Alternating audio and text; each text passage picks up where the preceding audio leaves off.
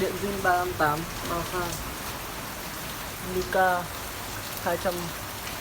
Máy đẹp nem căng đẹp, đặt trên từng cm, vừa zin theo máy luôn.